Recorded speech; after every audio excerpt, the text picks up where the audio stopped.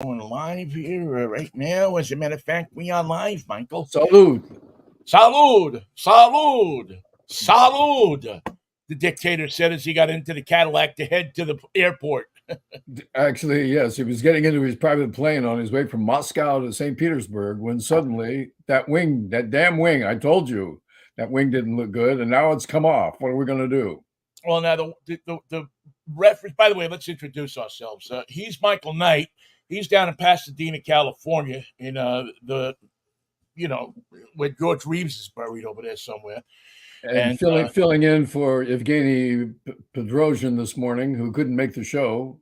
He stubbed his big toe. He drank one Heineken beer and stubbed his toe.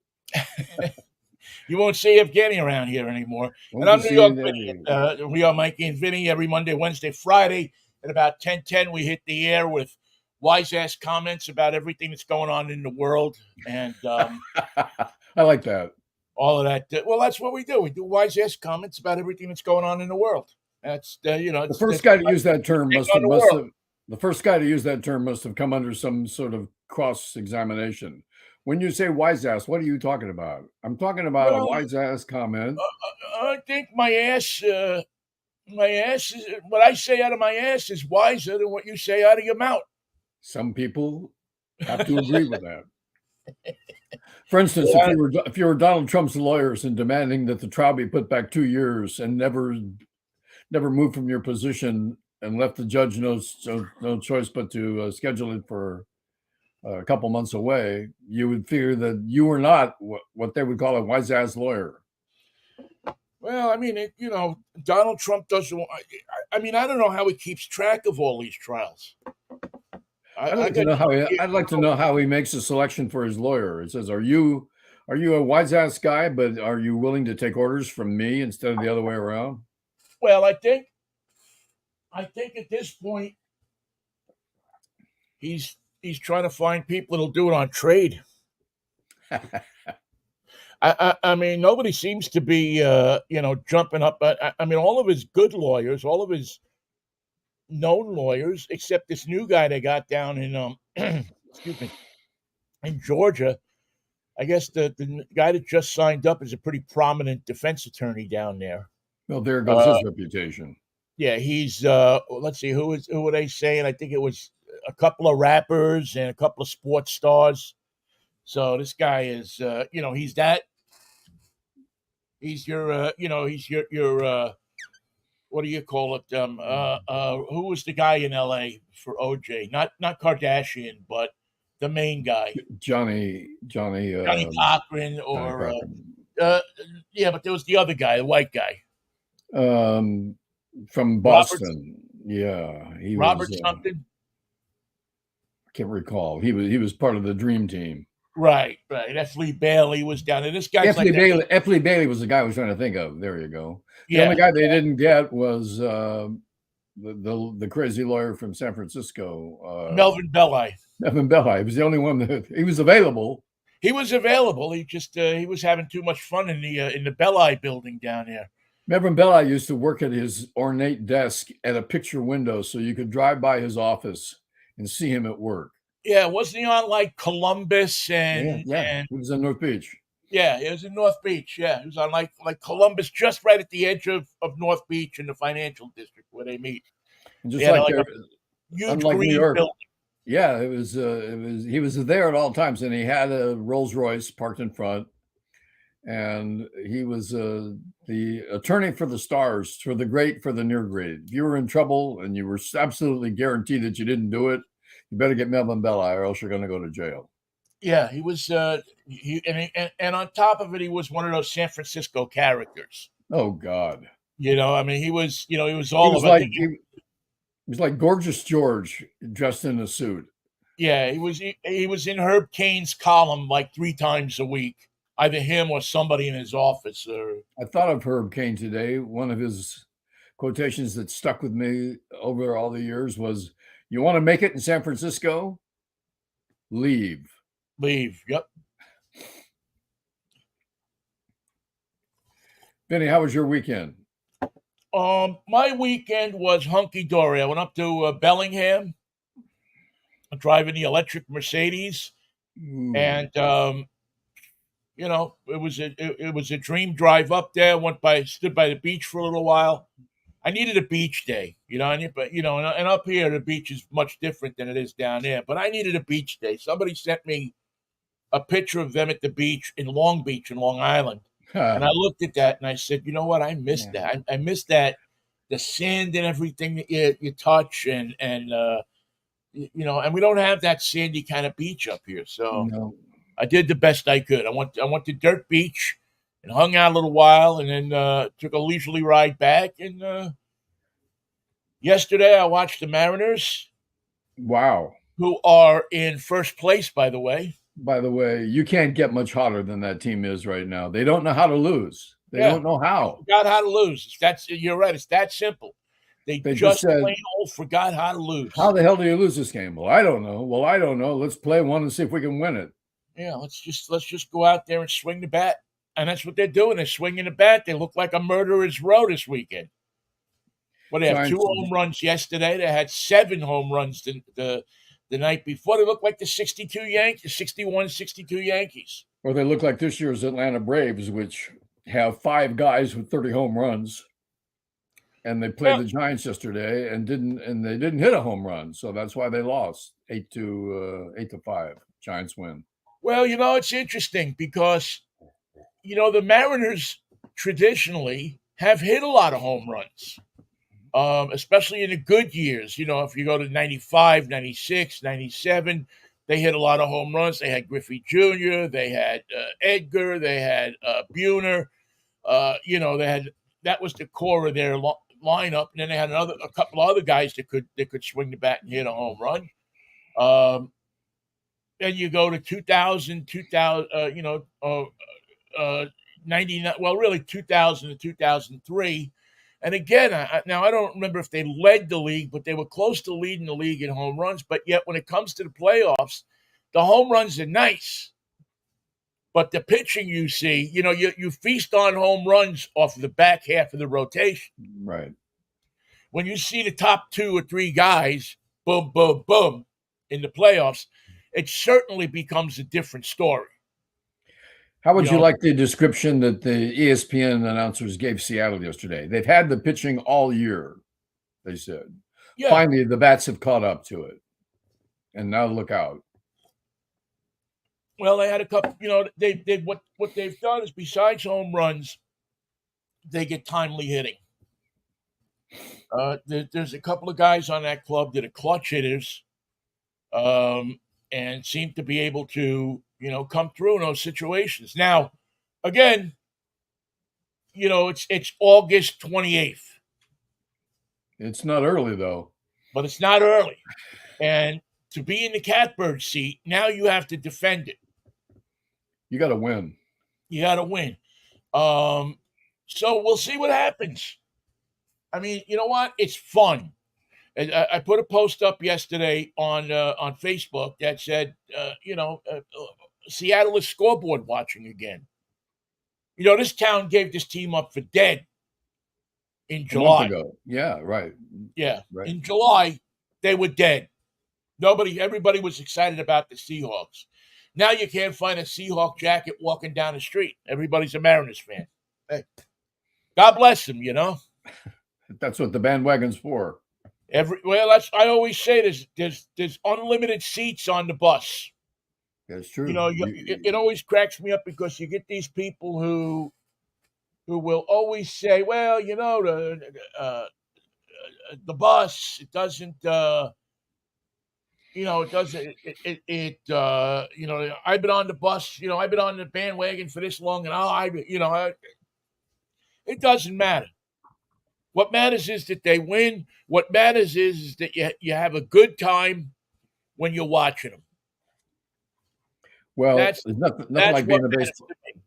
and there's nothing like being a baseball fan this time of the year, where the anticipation of what could be and what might be and what should be is top of mind. You wait for the next game. You wait. You want to see who's available. Can we pick up somebody like Noah Syndergaard? We just got DFA'd from the Guardians. Now there's a great pitcher who began his career with the Mets, who maybe a more seasoned sports announcer would say, is he finished? Or is it just an inch of his delivery, an inch over the hand, an He inch in was his something stride? else for I mean, for the first couple of years, he was up, man. He was, Syndergaard. I mean, they had those they had that the big Mets always seem to have big three pitchers, Yeah. three big, Three at a time. yeah, three at a time. Uh, they had back in the '80s, they had three guys that were supposed to come up that never panned out. Maybe Pulsifer was the one who had the best career out of the three of them. And now, in the '90s, they had they had three good pitchers, but for whatever reason, they always run into a wall. There's something Oh, about as the Mariner play, and it's an interesting because we've talked about this before. The Mariners players, I've always said, when you go and you trade for name players here, there's something about Seattle that they fall off the table, which was going on for the first half of the year with Teoscar Hernandez.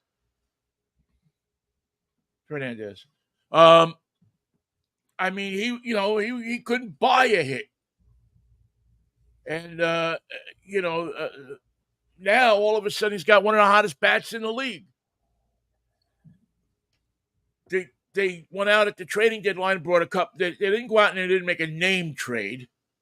They traded their closer because they knew they had some good guys in the back end of the bullpen that they could use to close, even if it was by committee.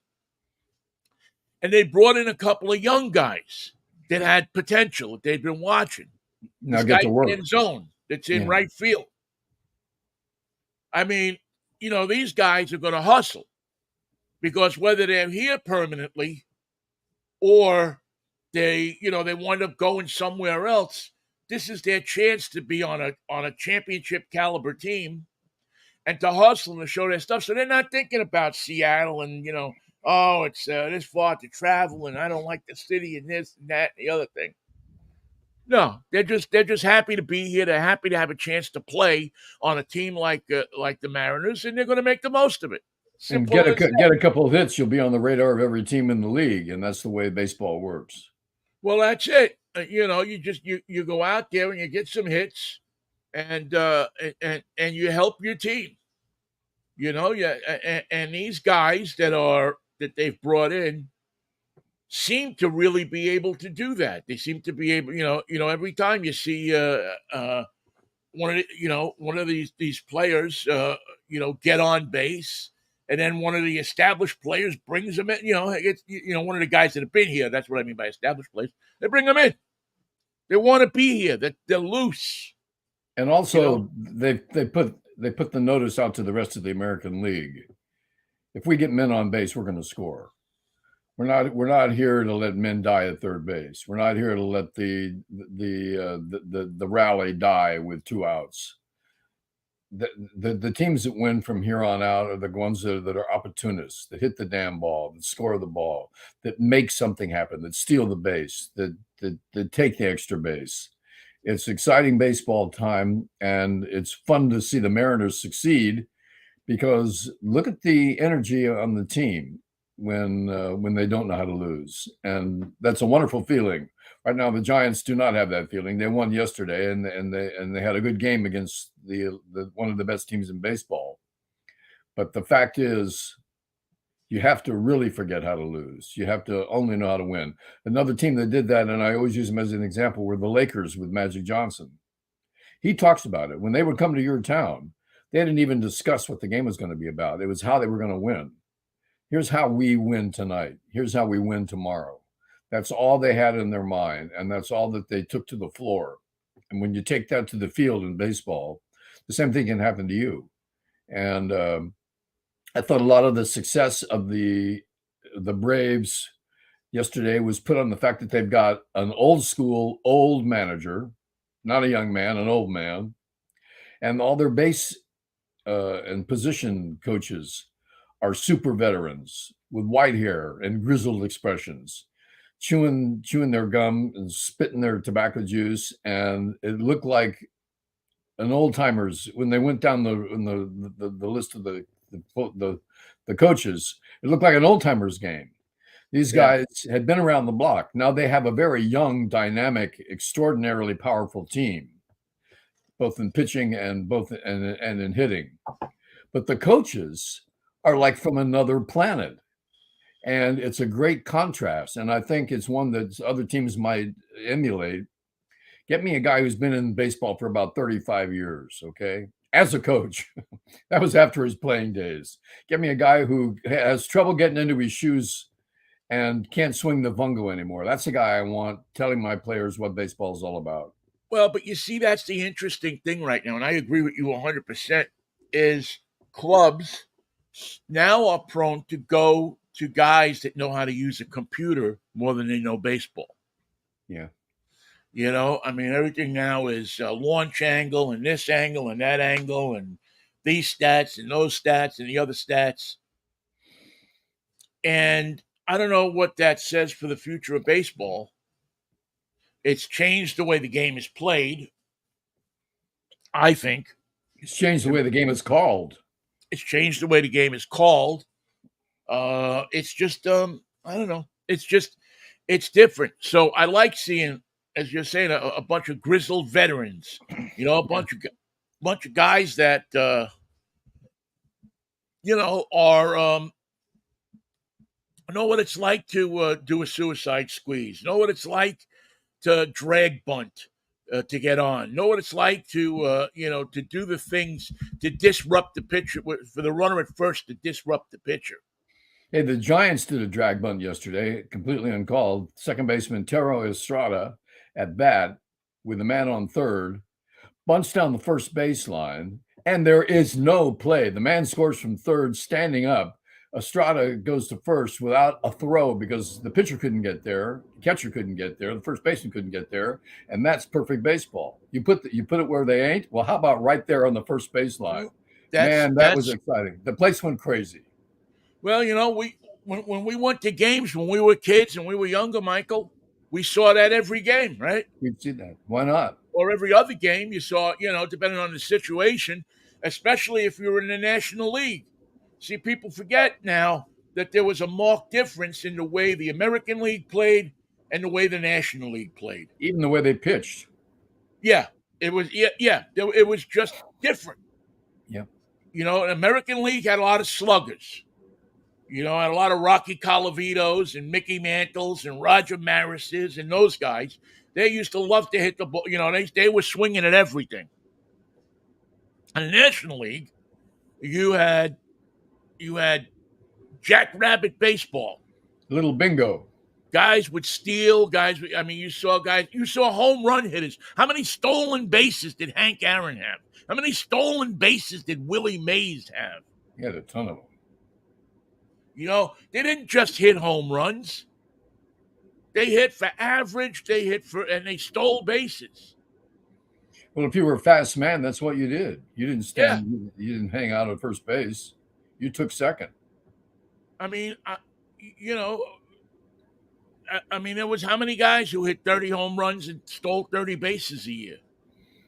Right now, they're working on a guy on the Braves who's going to hit 30 and steal 60. Never been done.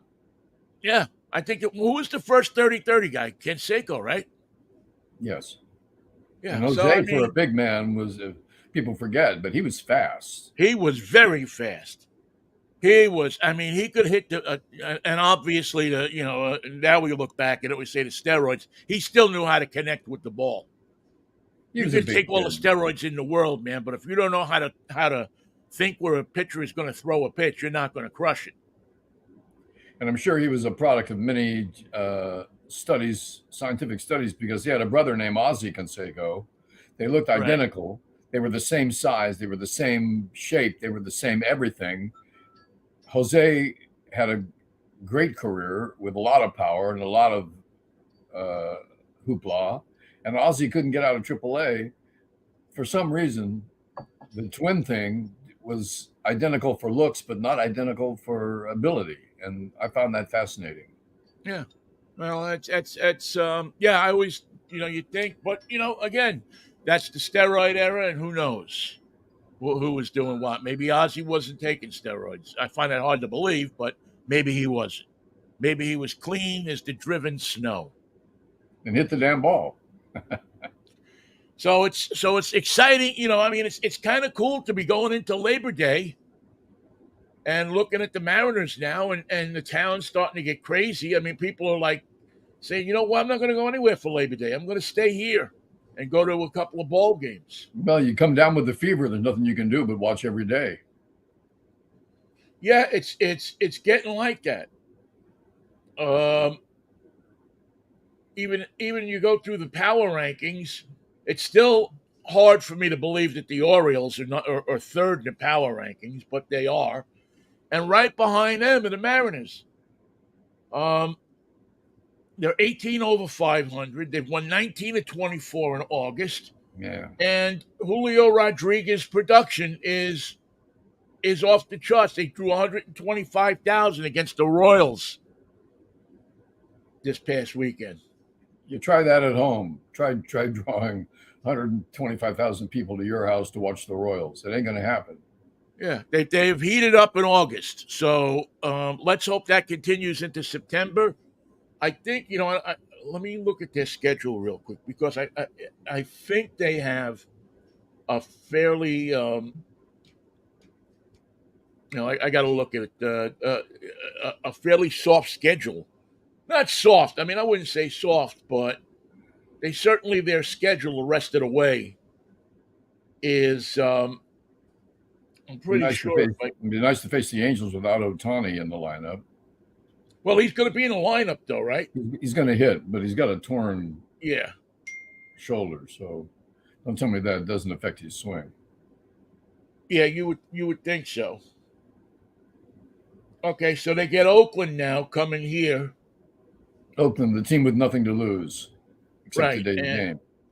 And what is it? Brian Wu is pitching. They get Oakland for 3.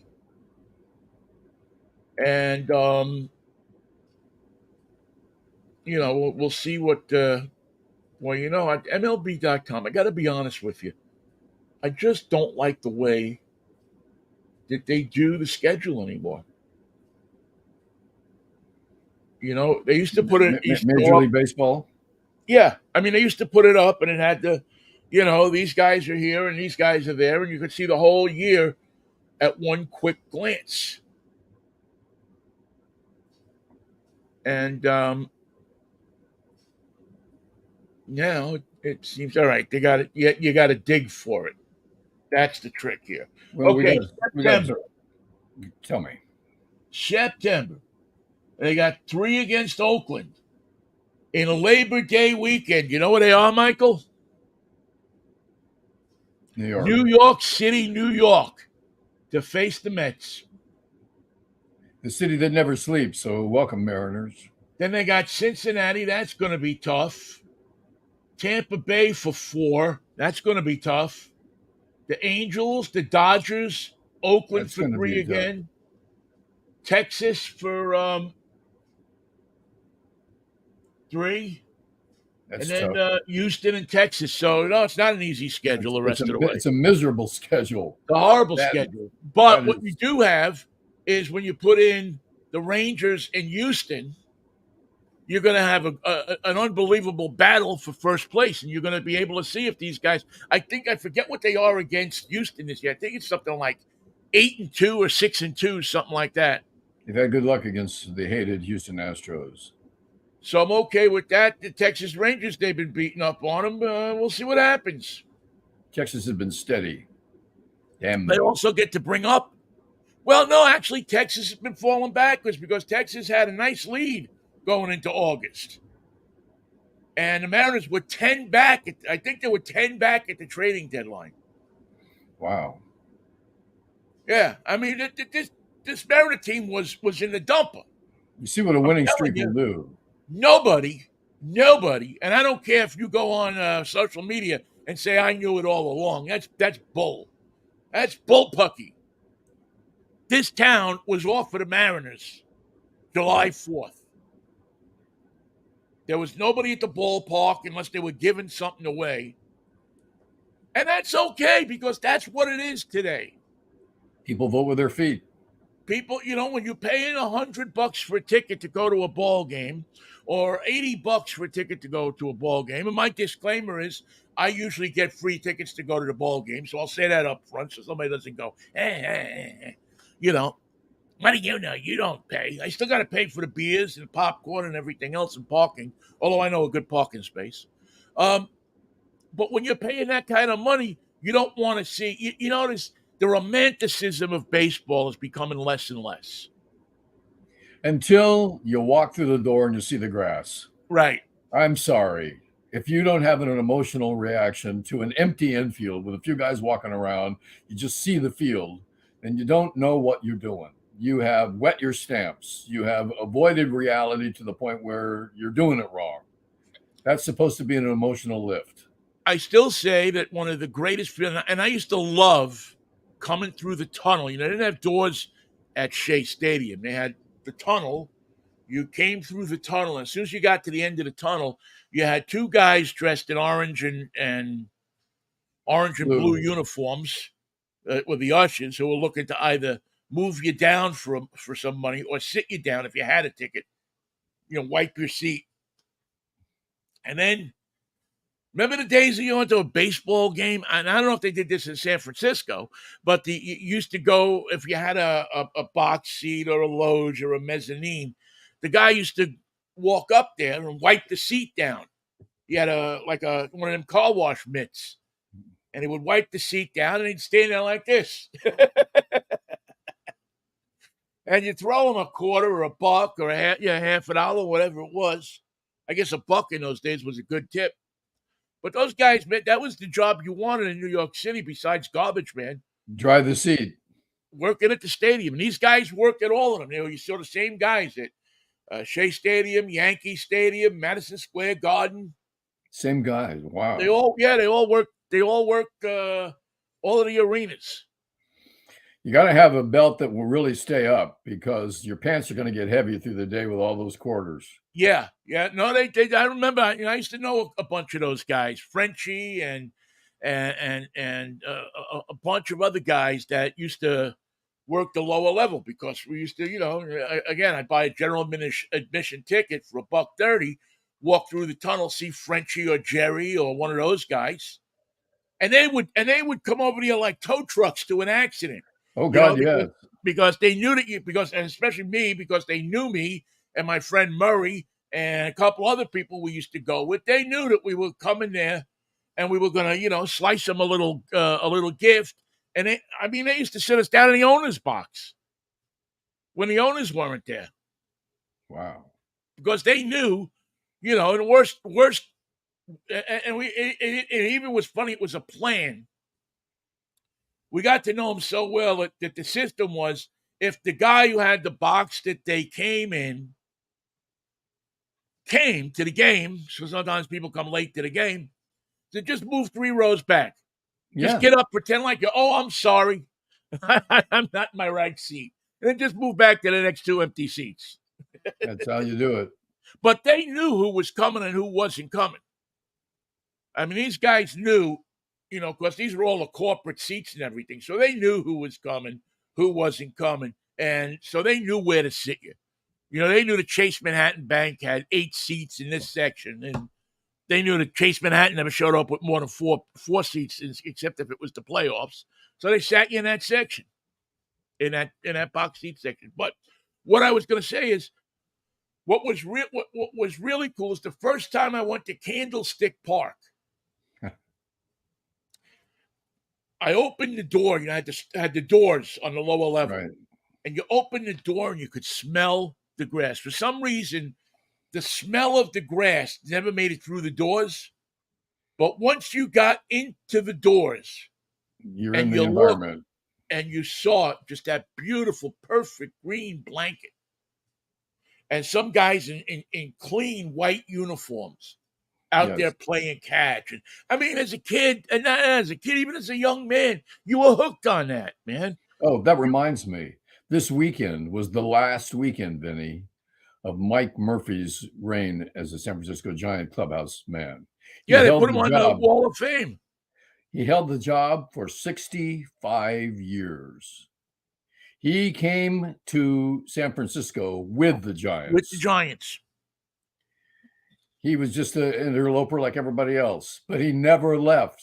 He had that job through all the wonderful years, through the World Series years, through the dark years where they couldn't afford bats and balls, to the years that they put on uniforms and looked like the Baltimore Orioles, Yeah. through the Johnny LeMaster years, through Count Montefusco, through all of them.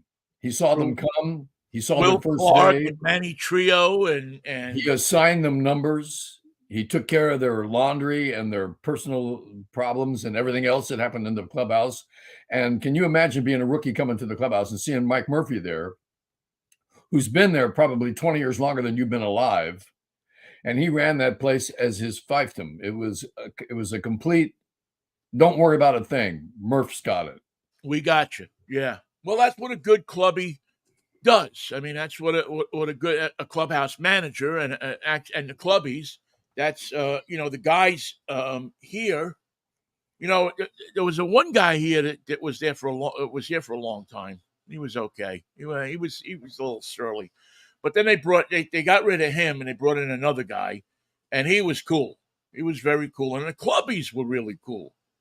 It's not a job for a surly guy. It's a guy for an accommodating guy. You can't create an atmosphere of get the hell out.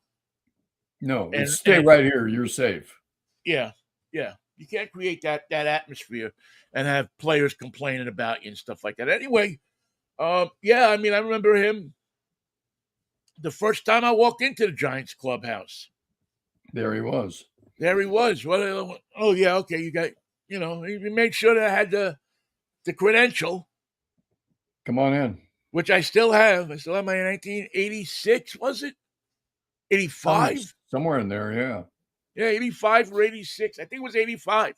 Was my first Giants credential. Not everybody wanted to go to cover the Giants in those days. No, you could spread out in the press box. But they always had good food. They had better hot dogs. Russ Hodges called them tubes of death. Yeah, the tubes of death. They used to have I know later on, who was it? Perry's used to Perry's restaurant. Yeah, Perry's restaurant down in the Marina, or Union Street, I should say.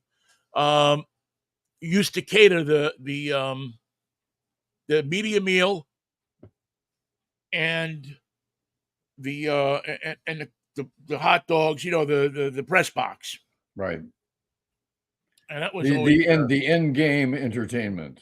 Yeah. And then beer after. There was always beer after the games. I remember when there was beer during the games. Yeah, I think they cut the beer out during the games before I got there. But there was, or maybe not. Maybe it was. But after the game, there'd be one of those buckets. Well, it only took like 1958 to 1985 for them to say, what's the worst thing that could happen if it's giving all these sports writers beer? Are we liable for anything if they get crazy? That's probably was it. Now, when you go to I remember going to a hockey game up in Canada in the press box, and they break out the alcohol. I mean, they have, you can walk there and order if you're in the press, order a gin and tonic. That's because there's fights in the clubhouse, just like there is in the ice. You got to have, you got to be prepared for it. I remember I got snookered at a Vancouver Canucks Boston Bruins game one year. By the third period, I got one after every free booze. I remember I went back to the press box. I'm like, whoa. Where am I and who are you people? Oh, man. Because, and they're pouring, they're not pouring like, 2 ounces. No, turn it up. Turn it like this. Yeah. There's no shot glass. It's, they want to keep, the Canadians want to keep the press happy. And there's a lot of beer sponsorships in hockey that are very important to the Canadians. So the type of beer you're drinking is important. The type of Canadian whiskey you're drinking is important. So, although now it's Mexican beer. Where? Here, the most popular beer in the United States. You know what it is? No. Modelo.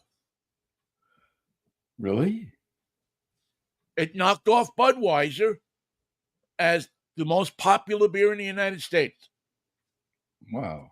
If I were going to go buy six packs for a party, Modelo would not be on my list. Mexican beer I used to enjoy, but no, I wouldn't be Yeah, buying it. I think Modelo. Yeah, I remember reading it this summer. Modelo knocked Budweiser out of the top spot. Wow, I'm surprised. I'm impressed. I mean, the guy. Well, listen, you have a Latin. I mean, there's a strong Latin market. Yep. The beer is good. They have great advertising. Lots of advertising. Lots of advertising. They're on everything. You're going to you're going you're going to try one Without any problem. yeah, you're going to try one. If you walk into a place, and you want to have a beer, guy says, "Oh, I got these Modelo." The trick. I mean, it's getting the bartender to recommend. Oh, you ever try a Modelo? That's how you grow the business, right? And yeah, I think it's. Well, I'm not surprised that somebody knocked off Budweiser. I know it's popular, but I never liked Budweiser. And one of the reasons is it's made with rice instead of just wheat. Yeah, it's Barley. yeah, they I'm seeing if I can pull up a list of top beers.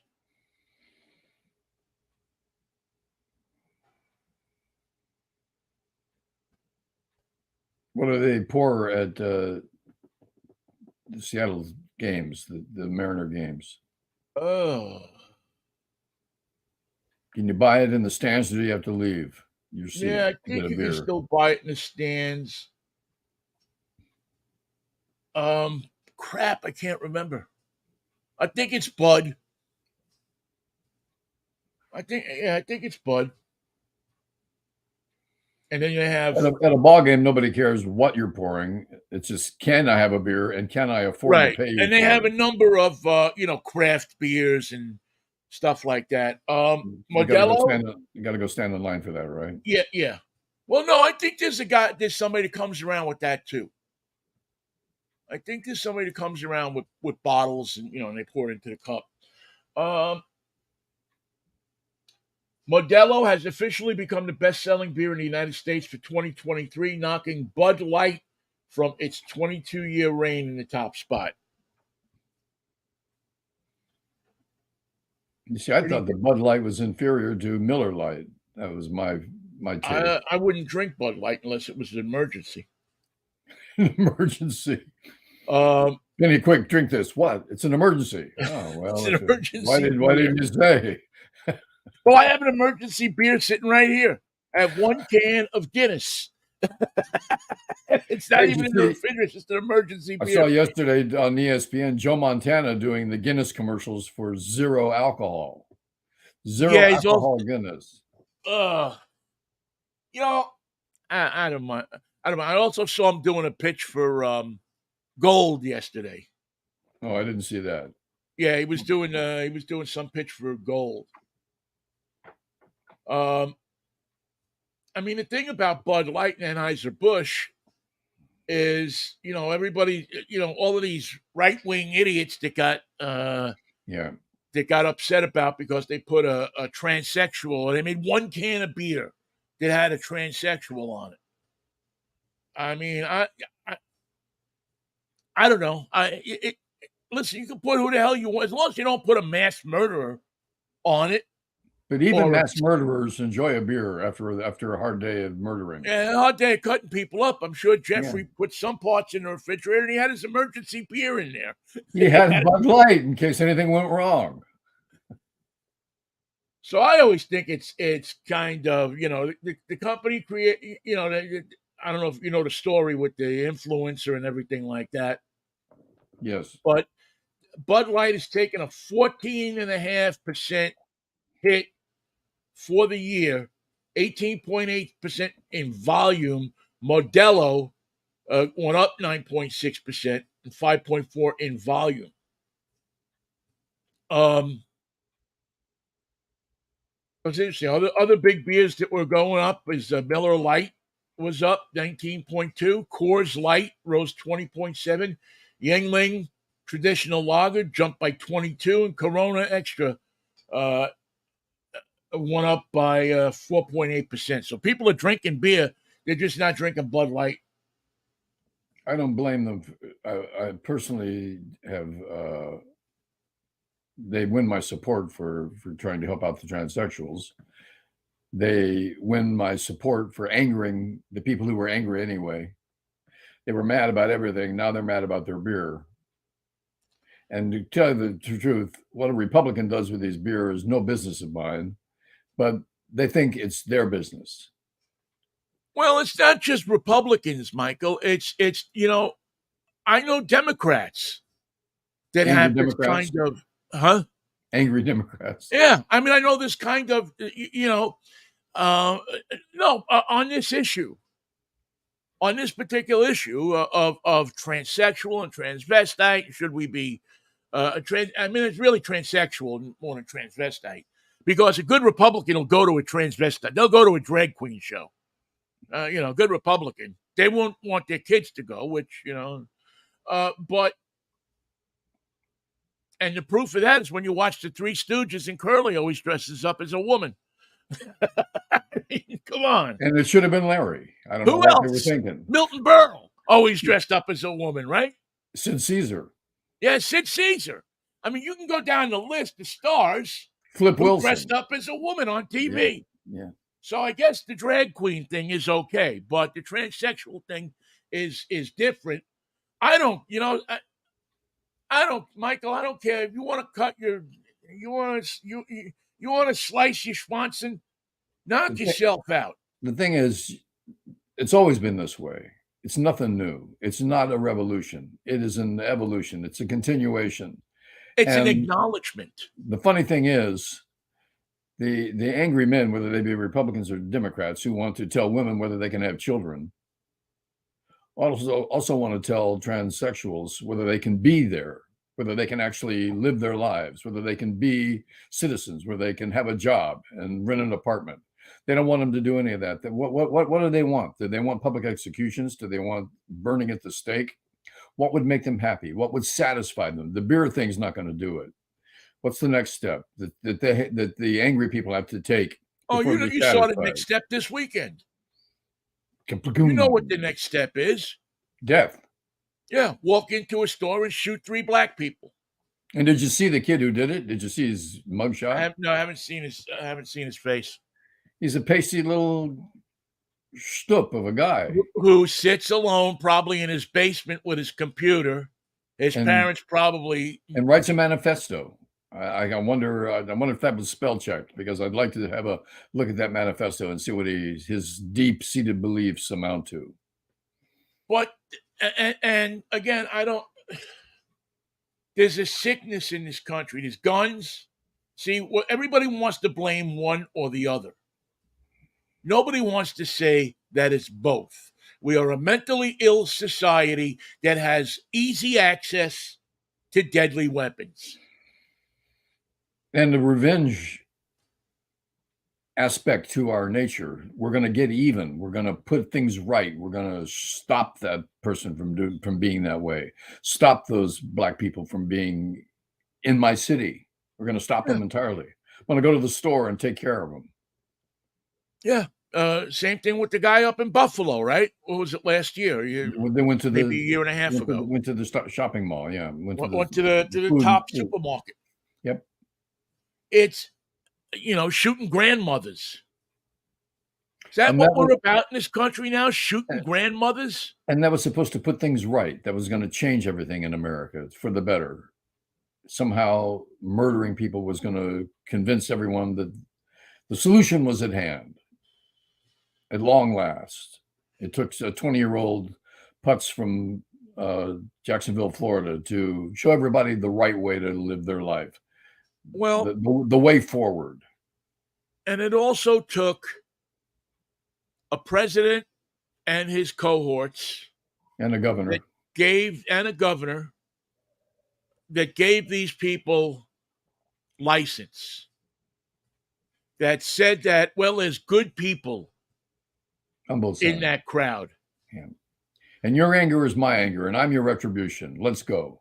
And I know that crowd, and I'm telling you, there's not that many good people in that crowd, because you can't be a good person and think about eliminating somebody because of their color. I don't believe. Well, You of course, can you're right. be a benevolent person. You can throw money around. You can go to church every Sunday. You could be the pastor. But you can't be a good person. A good person doesn't think about killing people. And imagine sitting at home and writing your manifesto. How much hate can I get into this? Should I lead with a different paragraph?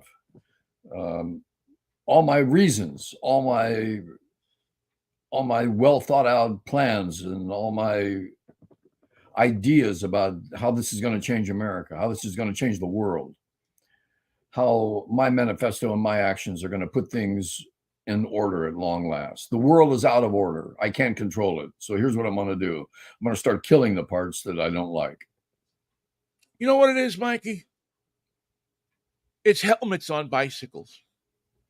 I'm starting to believe that because we make kids wear helmets today, their freaking brains don't grow like they're supposed to. It's the helmet.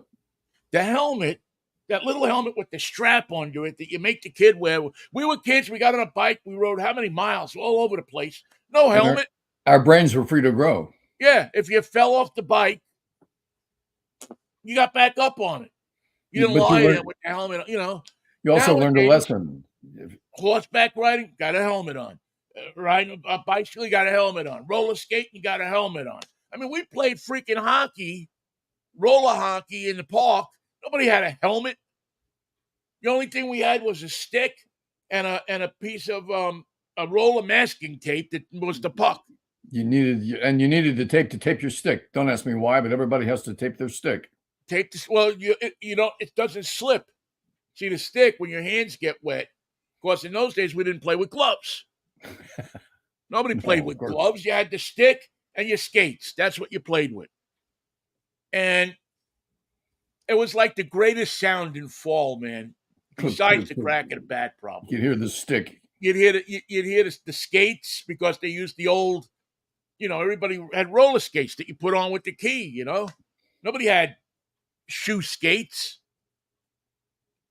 And those didn't come around till I wasn't playing anymore or wasn't watching anymore. Skates built into a high-tech boot. Yeah. But that, I'm starting to think that that's it, Michael, that we put that we've spent so much time putting helmets on all these kids and protecting their brains that they've gone shingata, that they got soft in the head. You know, maybe a good rap in the head is good for you every once in a while. I mean, I got rapped in the head when I was a kid a few times. That's why I started doing radio. That's such a sad story. But no, I mean, you know, I know it's probably not true, but it's just, if you're looking for reasons, that's as good a reason as any other person's coming up with.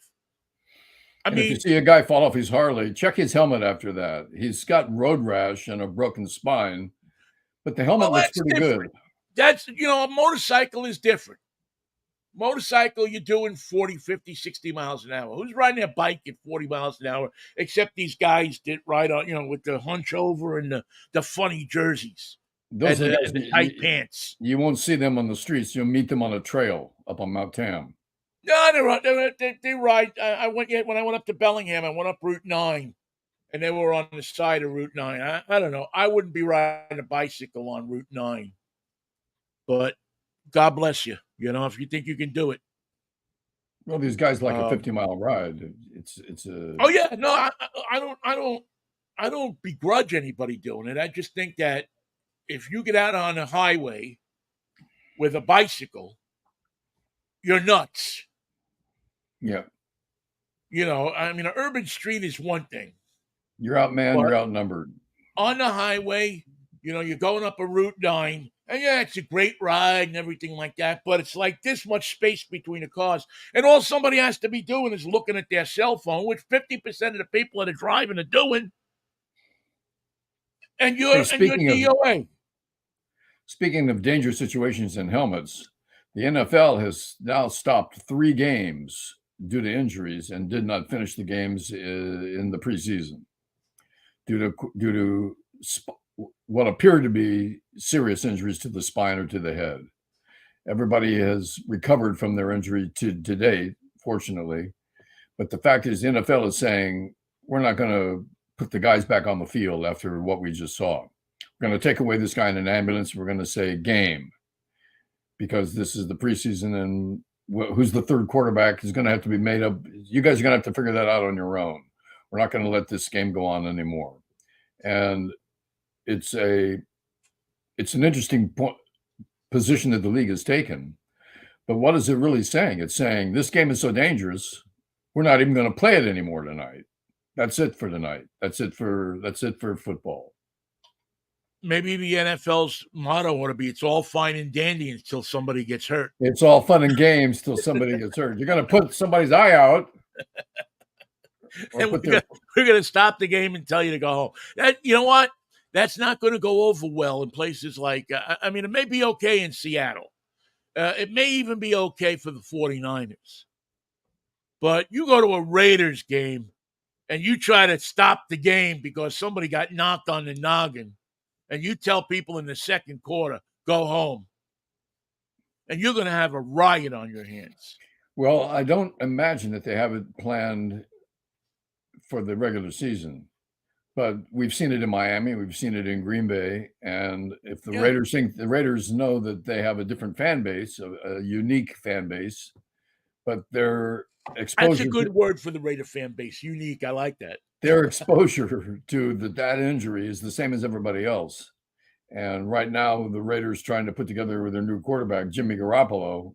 If anybody gets hurt, it's going to be Jimmy getting off the bus. So the league is instituted this position that they've taken, but it won't fly in the regular season. You got to complete these games. There has to be a score. It has to be, you have to have won or lost this game in your division. And the fans, by and large in football, don't give a damn. I mean really, they thoughts and prayers, but that's about it. Yeah, by and large, just send the next man out there. When Jack Ham got hurt, he brushed it off and, went back out on the line. When this guy got hurt, when that guy, Terry Bradshaw, got hit, the kids today, they're too soft. The funny thing about football is it's the most obvious sport where the men get bigger every year. Right. How long we can continue getting bigger every year is beyond me, but we're on our way to I remember when there'd be like one 300-pound guy on the line in the whole league. Yeah. Now the entire line on every team is 300 pounds or more. And they're not just 300 pounds, but they're fast 300-pounders. And they're coming for you. They're quick. It's not just that the guy's 300 pounds and he's standing up there and he's blocking. No. He's coming across the line, getting through the gap, whatever gap he has, and he's going for the quarterback or whoever he can, who he can grab, and he's moving.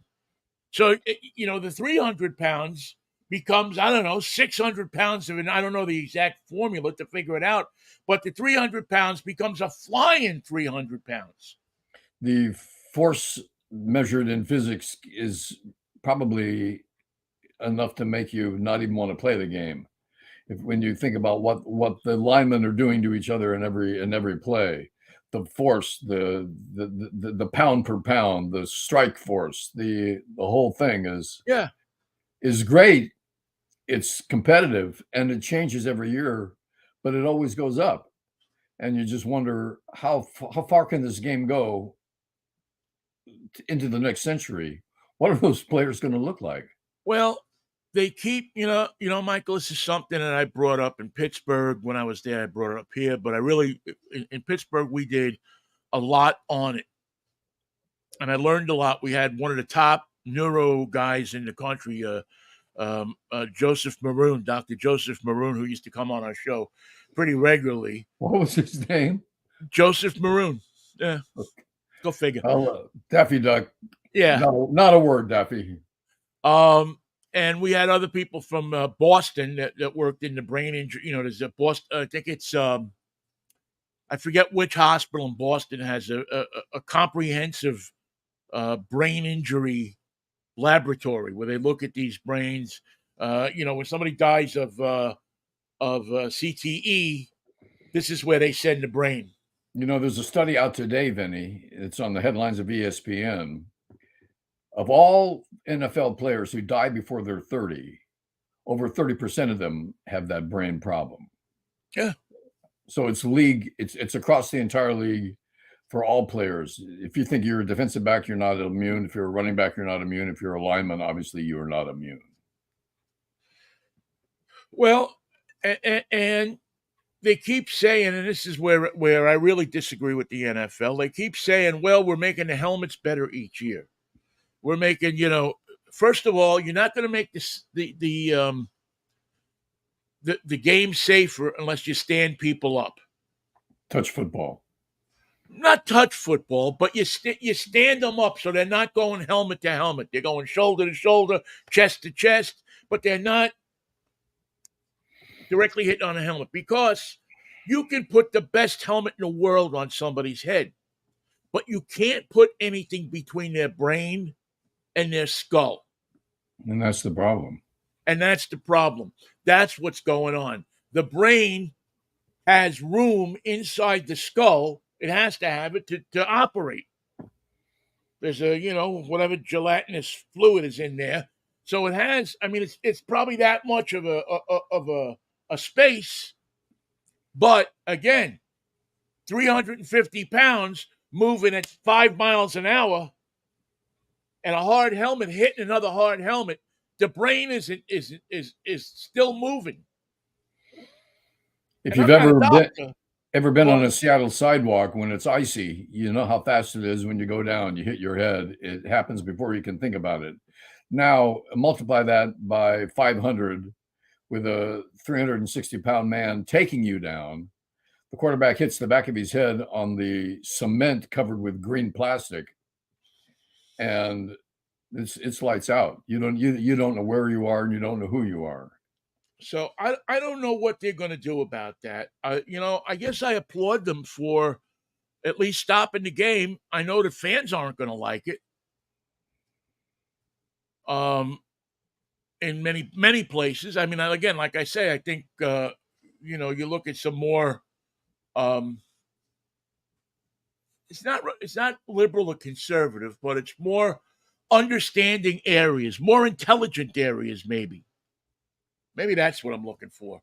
But you have these teams that have tradition, Cleveland, Pittsburgh, New York, Boston. They don't give a damn if a guy's injured. I can't tell you how many telephone calls I took in Pittsburgh from guys saying, well, they're paying him $1 million a year. So what? They don't look at these guys as people when they're in those uniforms. They look at them as something other than people. And then you get on you get the mad, and it makes it even worse. The funny thing about the brain is once it reaches that concussion damage level, it works around to make the brain work, but it doesn't recover fully. It's a bruise, like you have a bruise that is not a serious injury, but it's sore as hell for the longest time. You bump it again and you got a problem. Well, that's the brain. It recovers, but not fully. It comes back. But as Bob Dylan said, of course you can come back.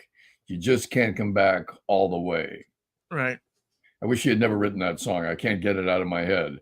I think about that song. I think about that song often. And it's there's some truth to it that is that we don't like to admit, because coming back means you come back after Tommy John surgery, you come back after a broken leg, you come back after a concussion. You expect that player, when he takes the field, to be as dynamic and as perfect as they always were. And the reality is they're back, but they're back as far as they can return to they've returned to their playing days. But the limitations now on their abilities have yet to be discovered. Well, he will discover his limitations as we do, watching him trying to do his old job. Yeah, yeah. It's not. Yeah, I don't know what they're going to do in football. I mean, I suspect that we won't see it in our lifetime, but they'll have to at some point change. Somebody's going to get killed. Somebody's going to either get killed or wind up like Daryl Stingley. Daryl Stingley. Yes, thank you. It just kept popped into my head before you said it. Daryl Stingley, or there's another guy that was in that same situation. There was a 49er named Robert Fuller, wore number 49. They retired that number for a long time. He had a head injury, and it didn't prevent him from walking, but it was debilitating, and he was done. And there is no coming back from that. No, the brain doesn't fix itself entirely and totally and convincingly. Did you happen to watch? Well, we're getting close. I'll save it for Wednesday. I did want to say one thing that was really interesting that I saw. Guess who dropped dead, Michael? Bob Barker? Yes, Bob Barker from Darrington, Washington. Really? Yep. Way to go, Bob. The pride of Darrington, Washington. It's funny because everybody seems to have forgotten. Everybody's praising Bob Barker, and rightly they should. But everybody seems to have conveniently forgotten about the game of grab ass he was playing with the models. That's right. He did get frisky. Bob played a lot of grab ass there, from what I've heard. He was fond of Didn't pets. a couple of models sue him? Probably. Yeah. I don't know. I always laugh when somebody dies and they conveniently forget, and I've done it too. You forget the bad stuff. And he got very anti-political with his work with PETA too. Toward the end, he became uncompromising in his feelings toward people who harm pets or have. Oh yeah. Well, he's the reason that Drew Carey still says spay and neuter your pets when he closes the show out. But no, somebody not quite as popular as Bob Barker, at least not in longevity. But he certainly had his moment in the sun. Let's see, would it be 3 and 4 and 4? Probably about 11 years ago. Well, 3 and 4 and 4 and 4. Probably about 13 years ago. He had his moment in the sun. Joe the Plumber. Oh my God, yeah. Remember Joe the Plumber? Sarah Palin's he went to a campaign stop in Ohio and confronted Barack Obama, and Sarah Palin latched onto him like he was a 16-year-old Alaskan kid. He was an everyman. He was a political puppet. Yes, Samuel Wurzelbacher was. Did he drop dead while he was plumbing? Did he drop dead while he was actively under? No, he had been battling pancreatic cancer. It was 2008 when he, and again, he took on Obama on his taxation plan. But when they looked into it, what he was saying, the plan would have actually helped small business people. Typical of Joe the Plumber. That pretty much outlines his entire. But Republicans never let the truth get in the way of a fact. Here's the thing that the Republicans have been consistent with. They like to double down. They like to never retreat, never apologize, never readjust their goals. And that today cost Donald Trump because his trial is going to start toot sweet because his lawyers refused to amend their request for it to be delayed another 2 years. 2026 would be fine for us. We'll be ready by then after we read all the evidence. Yeah. And do you have another date? No, we do not, Your Honor. 2026 is our date.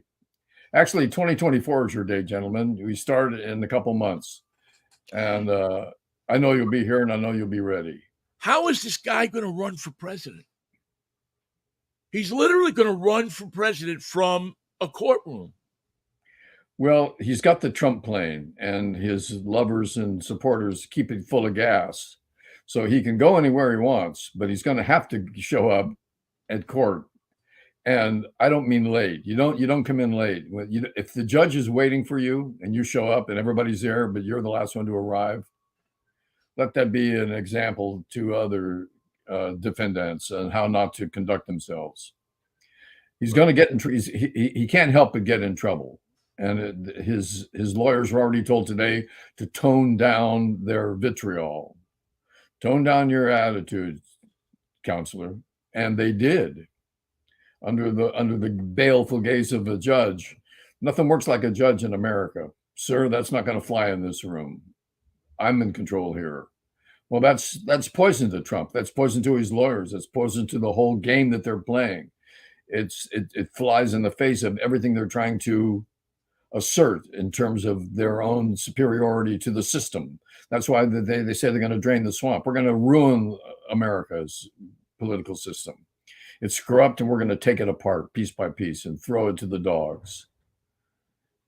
And that's our platform: destruction and a certainty that we're doing the right thing.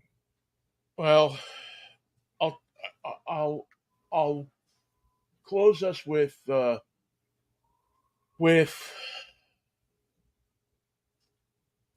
watched the entire Giuliani thing last night.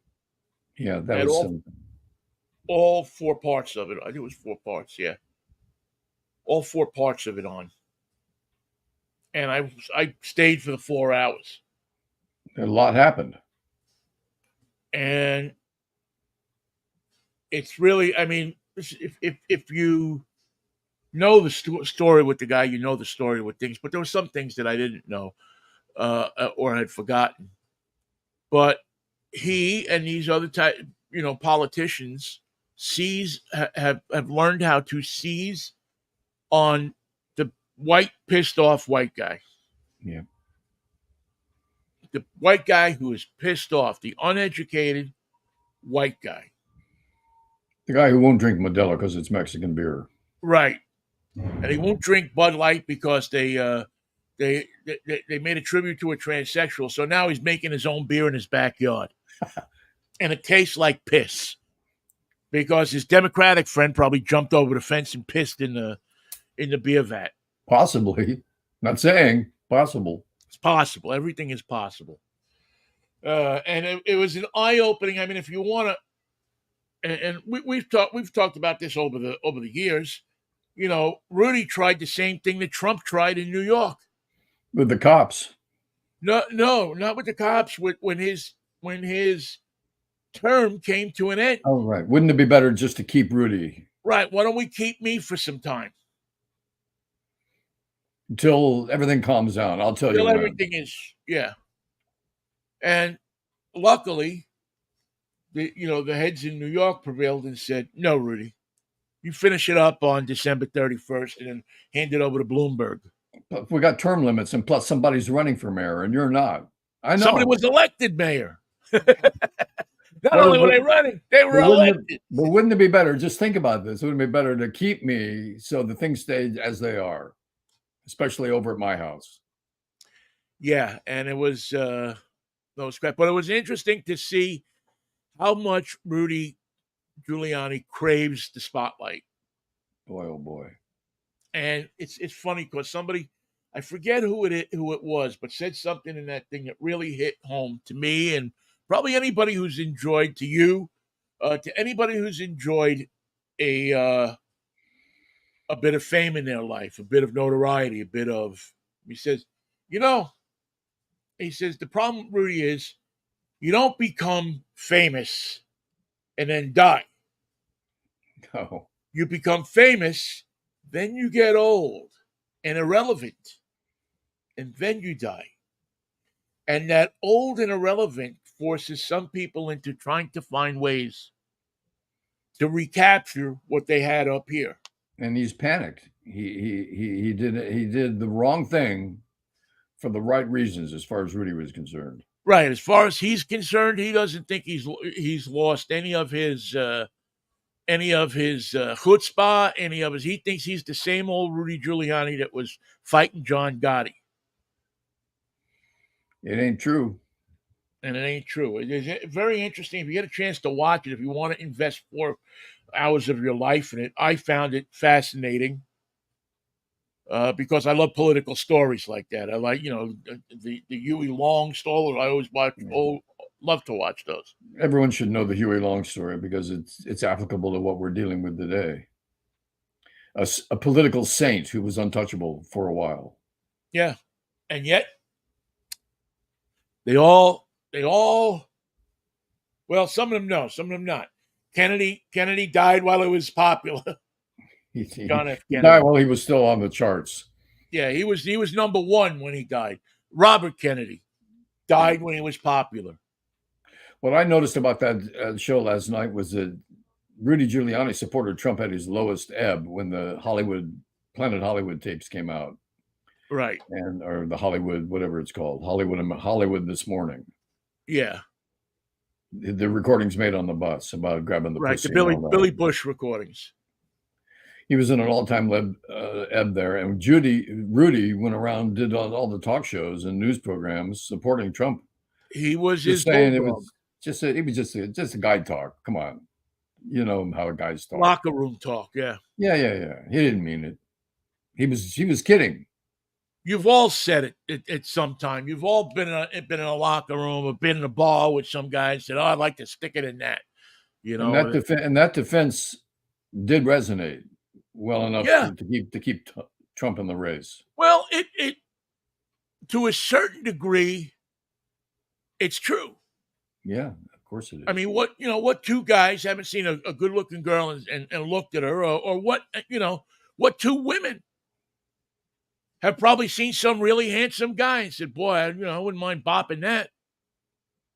But the thing that people couldn't understand is that Trump was in a whole different place. Is that he was coming pretty close to advocating sexual assault, which he thought that he was immune to. Which, yeah, and you see it so much in all of these charges and these different people. He just thinks because he's Donald Trump, he can have every woman or whatever woman he wants. Or anything he wants. So that's what we elected president. Ain't that a beautiful thing? All right, man. You know, America does get what it deserves now and then, and it's a pity that we deserve this, but we brought it on ourselves, and now we have to heal ourselves. You know, it's the admonition's physician, heal thyself. Well, American, we're not going to get out of this mess until we heal ourselves. I hope we can heal ourselves, Michael. I'm not 100% positive that right now that this country can heal itself. We may have to go through a few more things. Well, the Civil War just about ruined everything, and we have yet to move past that. So we have two things to overcome in terms of hurdles. We've got to get the Civil War behind us and the race problem fixed, which time will do. I'm assuming that time will do it. Now, when I look at the younger generation of kids out there, I have a good deal more hope than I did 10 years ago. Yeah, I guess, although, there's a certain sense of entitlement among the kids, many of the kids, not all the kids, obviously, but there's a sense of entitlement among many of them that I don't know. I don't know, but we're not going to see it in our lifetime. 60 years ago today was the March on Washington and the I Have a Dream speech. And And look at the mess we're in. and more it looks like the dreams turned into a nightmare. So, you get up every morning, you try to do the best you can do, and look And for when the you good things, right? and I'm going to the store today, and I hope nobody kills me while I'm there because I'm just I'm hoping shopping. so too. I'm just shopping, okay? Yeah, I don't know if I could do the show solo, Michael. I'd have to figure something out. All right, listen. I will see you on Wednesday if the Lord's will and the creek don't rise. You take care of yourself, pal. It's going to be a wacky Wednesday, as promised here Oh, every week. something will happen between now and Wednesday. I guarantee you something. And if Trust not, me. we'll make something up. Maybe And we'll do a whole show on Spolpakia. they don't have baseball in Slovakia, and I'm thinking that they should. Well, no, Because they have bop ball. yeah, but people die. Well, they got to get the explosives out of the balls. That was their fatal mistake. Yeah. They took a perfectly good game and they just added explosives, and it hasn't worked out. Drill a little hole, put a little, a little. It's not a. It only kills one person or two people, but you hit that thing in the stands, and here we see everybody diving for the ball. In Slovakia, everybody dives away from the ball. And if you get up and leave your seat to avoid the bomb, anybody can take your seat. Exactly. Those are Slovakia rules. Slovakian bop ball. It's a major national pastime there. And they always go for a long commercial break when the bomb takes off the catcher and the umpire because you got to take the equipment off and you have to replace them. It takes a while. Oh, you got to clean the blood up because in Slovakia you cannot show the blood on TV. Hose it off. Come on, hose it off. Right there where the sign says. They have the bop boy, and the bop boy brings the balls out. You got to see him bringing the balls out to the umpire. He's like this. He's a nervous kid. You would be and too. Then you have the bop boy, and then you have the hose girl. And the hose girl is right over by a sign that says no pepper because you got to have rules. Right. Yes, the ball explodes, but are we going to allow pepper? We are not going to allow pepper. When the ball blows up on a player, they just hose it. She comes out and hoses it down.